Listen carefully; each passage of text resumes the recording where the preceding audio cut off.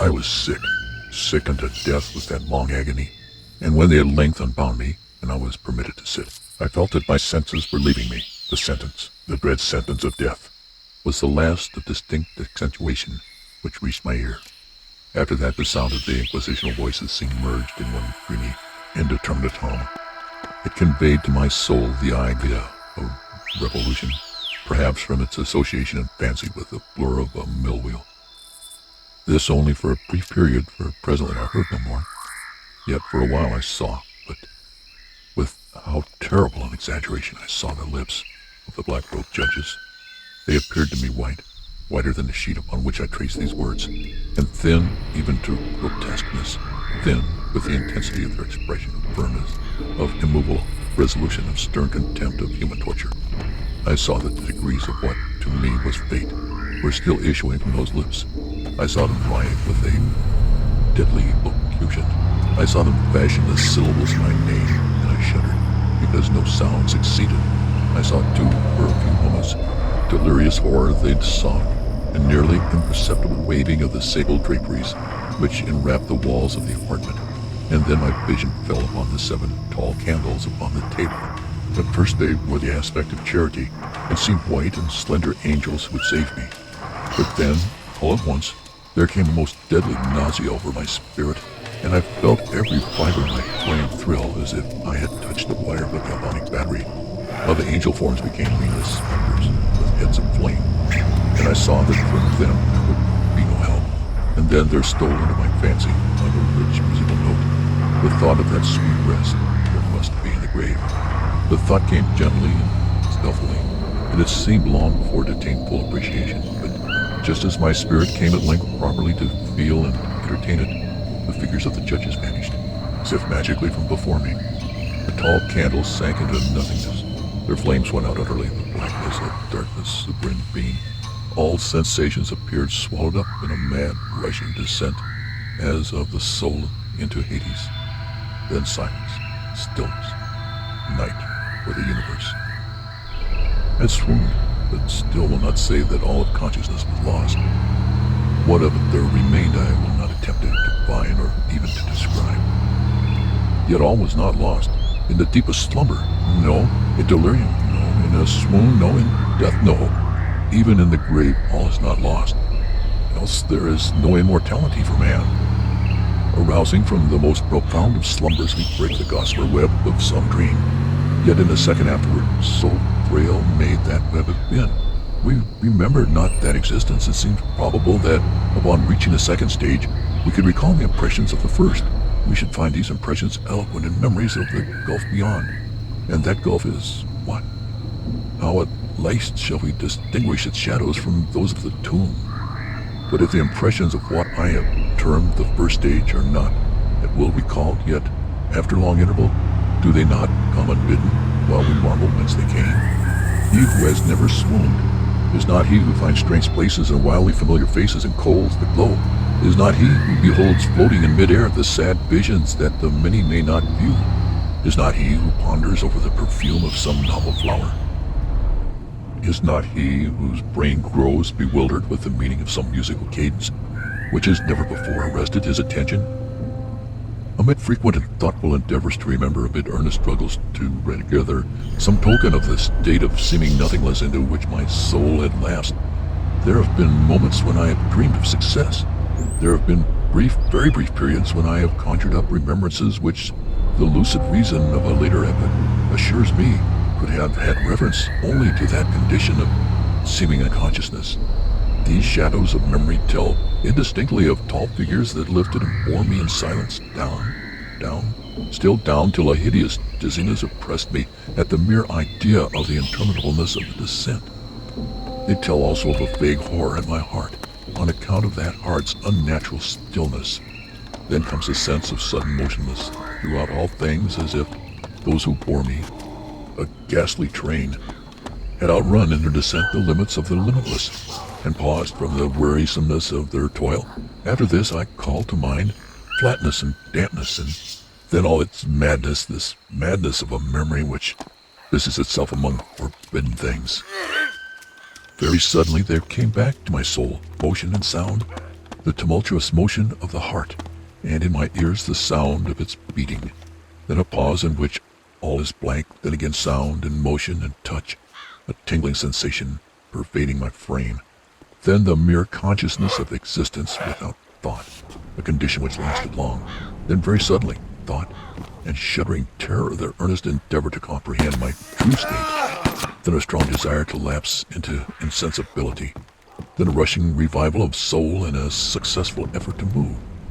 And now a full memory of the trial, of the judges, of the sable draperies, of the sentence, of the sickness, of the swoon. Then entire forgetfulness of all that followed, of all that a later day and much earnestness of endeavor have enabled me vaguely to recall. So far I had not opened my eyes. I felt that I lay upon my back, unbound. I reached out my hand, and it fell heavily upon something damp and hard. There I suffered it to remain for many minutes, while I strove to imagine where and what it could be. I longed, yet dared not to employ my vision. I dreaded the first glance at objects around me. It was not that I feared to look upon things horrible, but that I grew aghast lest there should be nothing to see. At length, with a wild desperation at heart, I quickly unclosed my eyes. My worst thoughts then were confirmed. The blackness of eternal night encompassed me. I struggled for breath. The intensity of the darkness seemed to oppress and stifle me. The atmosphere was intolerably close. I still lay quietly, and made effort to exercise my reason. I brought to mind the inquisitional proceedings, and attempted from that point to deduce my real condition. The sentence had passed, and it appeared to me that a very long interval of time had since elapsed. Yet not for a moment did I suppose myself actually dead. Such a supposition notwithstanding, what we read in fiction is altogether inconsistent with real existence. But where and in what state was I? The condemned to death, I knew, perished usually at the auto de fe, and one of these had been held on the very night of the day of my trial. Had I been remanded to my dungeon to await the next sacrifice, which would not take place for many months? This I at once saw could not be. Victims had been in immediate demand, for my dungeon, as well as all the condemned cells at Toledo, had stone floors, and light was not altogether excluded. A fearful idea now suddenly drove the blood in torrents upon my heart, and for a brief period I once more relapsed into insensibility. Upon recovering, I at once started to my feet, trembling convulsively in every fiber. I thrust my arms vitally above and around me in all directions. I felt nothing, yet dreaded to move a step, lest I should be impeded by the walls of the tomb. Perspiration burst from my every pore, and stood in cold, big beads upon my forehead. The agony of suspense grew at length intolerable, and I cautiously moved forward, with my arms extended and my eyes straining from their sockets, in the hope of catching some faint ray of light. I proceeded for many paces, but still all was blackness and vacancy. I breathed more freely. It seemed evident that mine was not, at least, the most hideous of fates. And now, as I still continued to step cautiously onward, there came thronging upon my recollection 1,000 vague rumors of the horrors of Toledo. Of the dungeons there had been strange things narrated, fables. I had always deemed them, but yet strange, and too ghastly to repeat save in a whisper. Was I left to perish of starvation in this subterranean world of darkness? Or what fate, perhaps even more fearful, awaited me? That the result would be death, and a death of more than customary bitterness, I knew too well the character of my judges to doubt. The mode and the hour were all that occupied or distracted me. My outstretched hands at length encountered some solid obstruction. It was a wall, seemingly of stone masonry, very smooth, slimy, and cold. I followed it up, stepping with all the careful distrust with which certain antique narratives had inspired me. This process, however, afforded me no means of ascertaining the dimensions of my dungeon, as I might make its circuit and return to the point whence I set out, without being aware of the fact. So perfectly uniform seemed the wall. I therefore sought the knife which had been in my pocket when led into the inquisitional chamber. But it was gone. My clothes had been exchanged for a wrapper of coarse serge. I had thought of forcing the blade in some minute crevice of the masonry, so as to identify my point of departure. The difficulty, nevertheless, was but trivial, although in the disorder of my fancy it seemed at first insuperable. I tore a part of the hem from the robe and placed the fragment at full length and at right angles to the wall. In groping my way around the prison, I could not fail to encounter this rag upon completing the circuit. So at least I thought, but I had not counted upon the extent of the dungeon or upon my own weakness. The ground was moist and slippery. I staggered onward for some time, then I stumbled and fell. My excessive fatigue induced me to remain prostrate, and sleep soon overtook me as I lay. Upon awakening and stretching forth an arm, I found beside me a loaf and a pitcher with water. I was too much exhausted to reflect upon this circumstance, but ate and drank with avidity. Shortly afterward I resumed my tour around the prison, and with much toil came at last upon the fragment of the serge. Up to the period when I fell I had counted 52 paces, and upon resuming my walk I had counted 48 more. When I arrived at the rag, there were in all then 100 paces, and admitting 2 paces to the yard, I presumed the dungeon to be 50 yards in circuit. I had met, however, with many angles in the wall, and thus I could form no guess as to the shape of the vault. For vault I could not help supposing it to be. I had little object, certainly no hope, these resources, but a vague curiosity prompted me to continue them. Quitting the wall, I resolved to cross the area of the enclosure. At first I proceeded with extreme caution, for the floor, although seemingly of solid material, was treacherous with slime. At length, however, I took courage and did not hesitate to step firmly, endeavoring to cross in as a direct line as possible. I had advanced some 10 or 12 paces in this manner, when the remnant of the torn hem of my robe became entangled between my legs. I stepped on it, and fell violently on my face. In the confusion attending my fall, I did not immediately apprehend a somewhat startling circumstance, which yet, in a few seconds afterwards, and while I still lay prostrate, arrested my attention. It was this. My chin rested upon the floor of the prison, but my lips and the upper portion of my head, although seemingly at a less elevation than the chin, touched nothing. At the same time, my forehead seemed bathed in a clammy vapor, and the peculiar smell of decayed fungus arose to my nostrils. I put forward my arm and shuddered to find that I had fallen at the very brink of a circular pit, whose extent, of course, I had no means of ascertaining at the moment. Groping about the masonry just below the margin, I succeeded in dislodging a small fragment, and let it fall into the abyss. For many seconds I hearkened to its reverberations as it dashed against the sides of the chasm in its descent. At length there was a sullen plunge into water, succeeded by loud echoes. At the same moment there came a sound resembling the quick opening as a rapid closing of a door overhead, while a faint gleam of light flashed suddenly through the gloom and as suddenly faded away. I saw clearly the doom which had been prepared for me, and congratulated myself upon the timely accident by which I had escaped. Another step forward before my fall, and the world had seen me no more, and the death just avoided was of that very character which I had regarded as fabulous and frivolous. In the tales respecting the Inquisition, to the victims of its tyranny, there was the choice of death with its direst physical agonies, or death with its most hideous moral horrors. I had been reserved for the latter.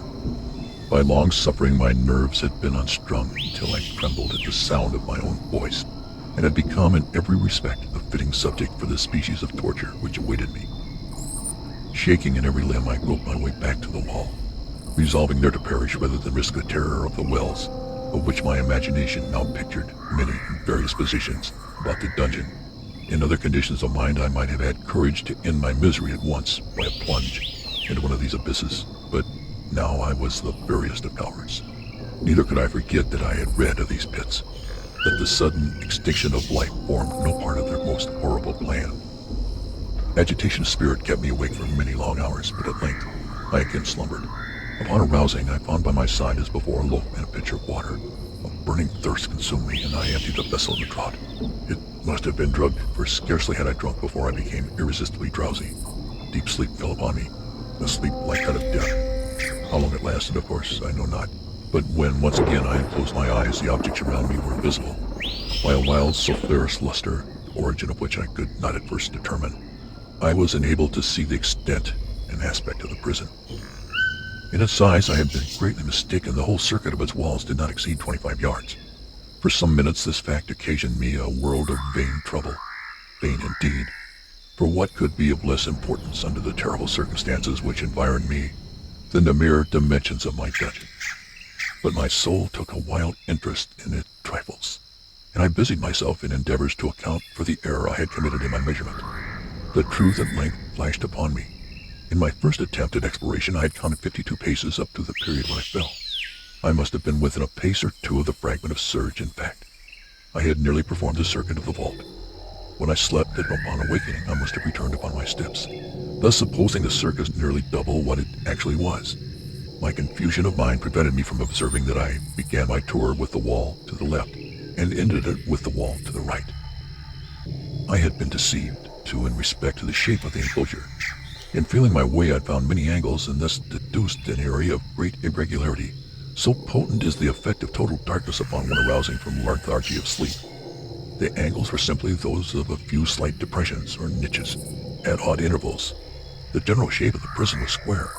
What I had taken for masonry seemed now to be iron or some other metal in huge plates, whose sutures or joints occasioned the depression.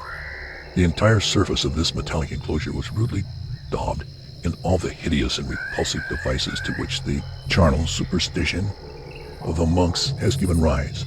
The figures of fiends and aspects of Manus, the skeleton forms, and other more really fearful images overspread and disfigured the walls.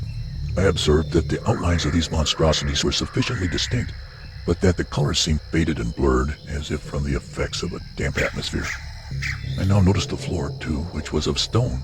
In the center yawned the circular pit from whose jaws I had escaped, but it was the only one in the dungeon.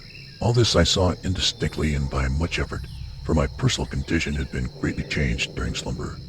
I now lay upon my back and at full length on a species of low framework of wood. To this I was securely bound by a long strap resembling a surgical. It passed in many convolutions about my limbs and body, leaving at liberty only my head and my left arm to such extent that I could, by dint of much exertion, supply myself with food from an earthen dish which lay by my side on the floor. I saw to my horror that the picture had been removed. I say to my horror, for I was consumed with intolerable thirst. This thirst it appeared to be the design of my persecutors to stimulate, for the food in the dish was meat pungently seasoned. Looking upward, I surveyed the ceiling of my prison. It was some 30 or 40 feet overhead and constructed much as the side walls. In one of its panels, a very singular figure riveted my whole attention. It was the painted figure of Time as he is commonly represented, save that, in lieu of a sign, he held what at a casual glance I supposed to be the pictured image of a huge pendulum, such as we see on antique clocks. There was something, however, in the appearance of this machine which caused me to regard it more attentively. While I gazed directly upward at it, for its position was immediately over my own, I fancied that I saw it in motion. In an instant afterward, the fancy was confirmed. Its sweep was brief, and of course slow. I watched it for some minutes, somewhat in fear, but more in wonder, wearied at length with observing its dull movement. I turned my eyes upon the other object in the cell. A slight noise attracted my notice. Looking to the floor, I saw several enormous rats traversing it. They had issued from the well, which lay within a view to my right. Even then, while I gazed, they came up in troops hurriedly, with ravenous eyes allured by the scent of the meat. From this it required much effort and attention to scare them away. It might have been half an hour, or perhaps even an hour, for I could take but imperfect note of time before I again cast my eyes upward. What I then saw confounded and amazed me. The sweep of the pendulum had increased in extent by nearly a yard. As a natural consequence, its velocity also much greater. But what mainly disturbed me was the idea that had perceptibly descended. I now observed, with what horror, and is needless to say, that its neither extremity was formed of a crescent, glittering steel, about a foot in length from horn to horn, the horns upward, and the under edge evidently as keen as that of a razor. Like a razor also, it seemed massy and heavy, tapering from the edge into a solid and broad structure above. It was appended to a weighty rod of brass, and the whole hissed as it swung through the air. I could no longer doubt the doom prepared for me by monkish ingenuity and torture. My cognizance of the pit had become known to the Inquisitional agents, the pit whose horrors had been destined for so bold a wrestler as myself. The pit, typical of hell and regarded by rumor as the ultimate thule of all their punishments. The plunge into this pit I had avoided by the merest of accidents. I knew that surprise or entrapment into torment formed an important portion of all the grotesquerie of this dungeon death. Having failed to fall, it was no part of the demon plan to hurl me into the abyss, and thus, there being no alternative, a different and a milder destruction awaited me. Milder. I half smiled in my agony as I thought of such application of such a term. What boots it to tell of the long hours of horror more than mortal during which I counted the rushing vibrations of the steel, inch by inch, line by line, with a descent only appreciable at intervals that seemed ages. Down and still down it came. Days passed. It might have been that many days passed ere it swept so closely over me as to fan me with its acrid breath. The odor of the sharp steel forced itself into my nostrils. I prayed, I wearied heaven with my prayer for its more speedy descent. Frantically mad and struggled to force myself upward against the sweep of the fearful scienter. And then I fell suddenly calm, and lay smiling at the glittering death, as a child in some rare bauble. There was another interval of utter insensibility. It was brief, whereupon again lapsing into life, there had been no perceptible descent in the pendulum. But it might have been long, for I knew there were demons who took note of my swoon, and that had arrested the vibration of pleasure. Upon my recovery, too, I felt very, inexpressibly sick and weak, as if through long inanition. Even amid the agonies of that period, the human nature craved food. With painful effort, I outstretched my left arm as far as my bounds permitted, and took possession of a small remnant, which had been spared me by the rats. As I put a portion of it in within my lips, there rushed to my mind a half-formed thought of joy. Yet what business had I with hope? It was, as I say, a half-formed thought. Man has many such which are never completed. I felt that it was of joy, of hope, but felt also that it had perished in its formation. In vain, I struggled to perfect, to regain it. Long suffering had nearly annihilated all my ordinary powers of mind. I was an imbecile, idiot. The vibration of the pendulum was at right angles to my length. I saw that the crescent was designed to cross the region of my heart. It would brave the surge of my robe. It would return and repeat its operations again and again, notwithstanding terrifically wide sweeps some 30 feet or more, and its hissing vigor of its descent, sufficient to sunder these very walls of iron. Still, the fraying of my robe would not be all that for several minutes it would accomplish. At this thought, I paused and dared not go further than this reflection. I dwelt upon it with a pertinacity of attention, as if in so dwelling I could arrest here the descent of the steel. I forced myself to ponder upon the sound of the crescent as it should pass across the garment, upon the peculiar thrilling sensation which the friction of cloth produces on the nerves. I pondered upon all this percolating until my teeth were on edge. Down, steadily down it crept. I took a frenzied pleasure in contrasting its downward with its lateral velocity, to the right, to the left, far and wide, with the shriek of a damned spirit, to my heart with the stealthy pace of the tiger. I alternately laughed and howled as the one or the other idea grew predominant.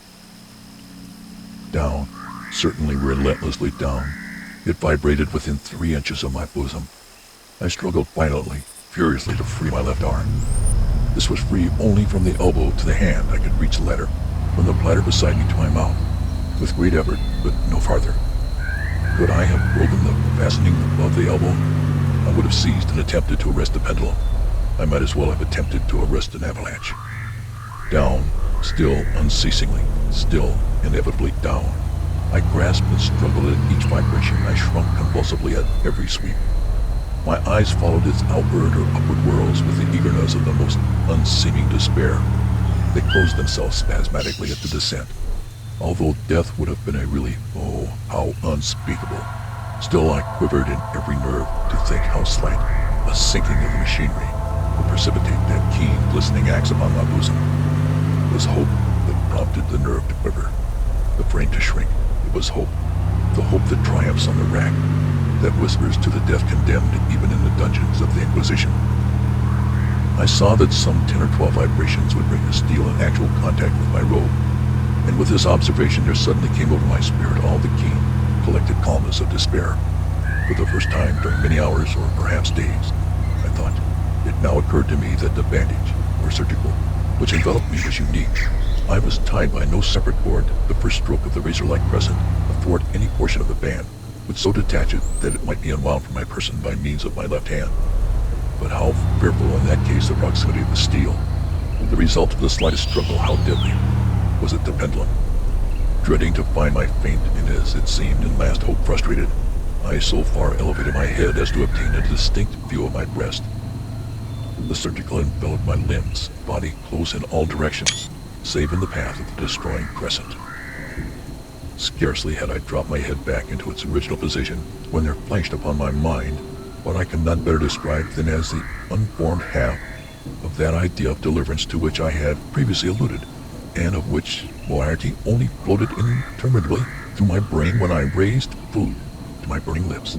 The whole thought was now present, feeble, scarcely sane, scarcely definite, but still entire. I proceeded at once, with the nervous energy of despair, to attempt its execution. For many hours the immediate vicinity of the low framework upon which I lay had been literally swarming with rats. They were wild, bold, ravenous, their red eyes glaring up upon me as if they waited, but for motionless on my part, to make me their prey. To what food, I thought, have they been accustomed in the well? They had devoured, in spite of all my efforts to prevent them, all but a small remnant of the contents of the dish. I had fallen into an habitual seesaw, or wave of the hand, about the platter, and at length the unconscious uniformity of the movement deprived it of effect. In their ferocity, the vermin frequently fastened their sharp fangs on my fingers. With the testicles of the oily and spicy vein which now remained, I thoroughly rubbed the bandage wherever I could reach it, and then raising my hand from the floor, I lay breathlessly still. At first, the ravenous animals were startled, terrified at the change. At the cessation of movement, they shrank alarmedly back. Many sought the well, but this was only for a moment. I had not counted in vain upon their voracity. Observing that I remained without motion, one or two of the boldest leaped upon the framework and smelt of the surgical. This seemed the signal for a general rush. Forth from the well they hurried, their fresh troops. They clung to the wood, they overran it, and leaped in hundreds upon my person. The measured movement of the pendulum disturbed them not at all. Avoiding its stroke, they busied themselves with the anointed bandage.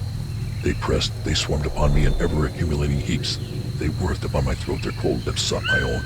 I was half stifled by their thronging pressure. Disgust for which the world has no name swelled my bosom and chilled with heavy clamorousness my heart. Yet 1 minute, and I felt that the struggle would be over. Plainly I perceived the loosening of the bandage. I knew that in more than one place it must already be severed. With a more than human resolution, I lay still. Nor had I erred in my calculations, nor had I endured in vain. At length I felt that I was free. The surgical hung in ribbons from my body, but the stroke of the pendulum already pressed upon my bosom. It had divided the serge of the robe, it had cut through the linen beneath.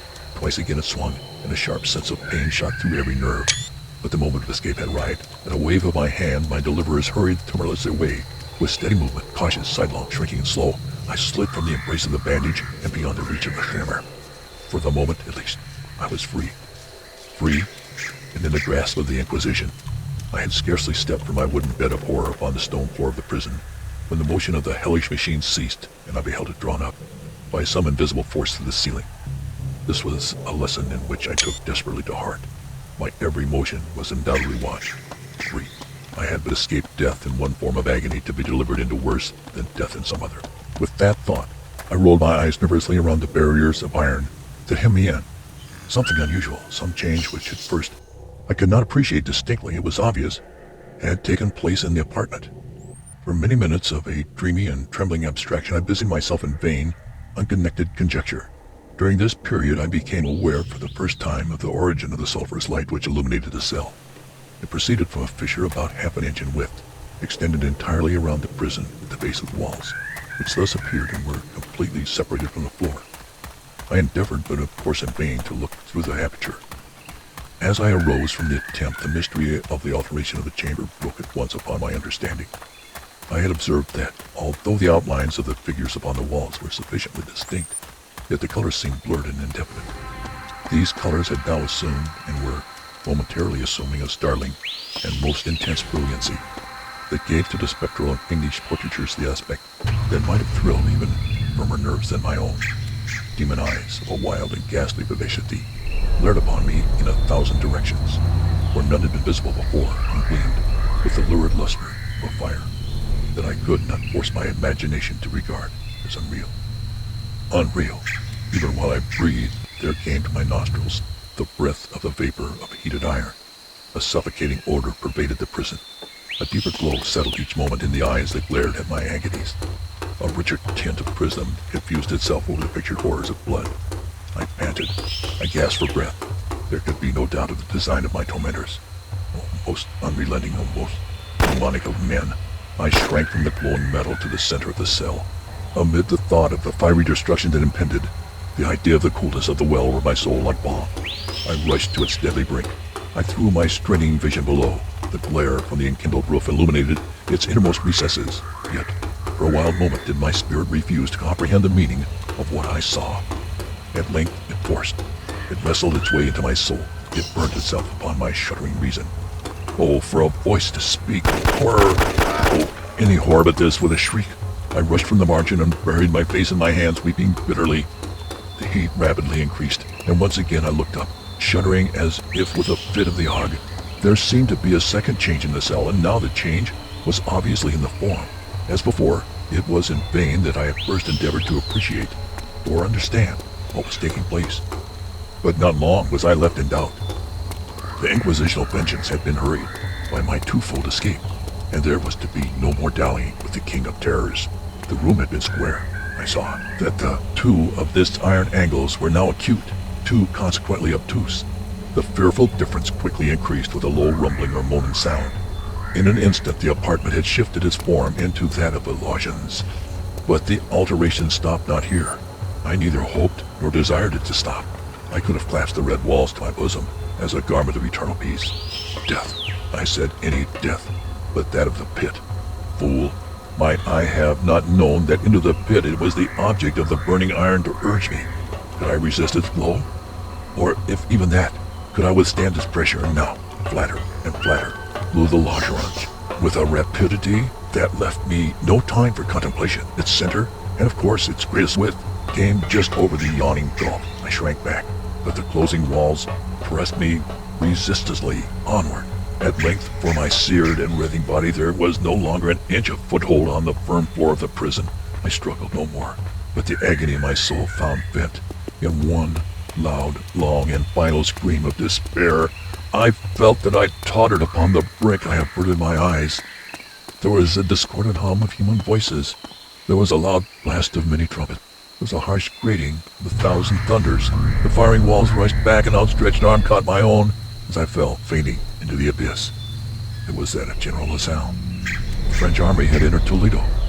The Inquisition was in the hands of its enemies.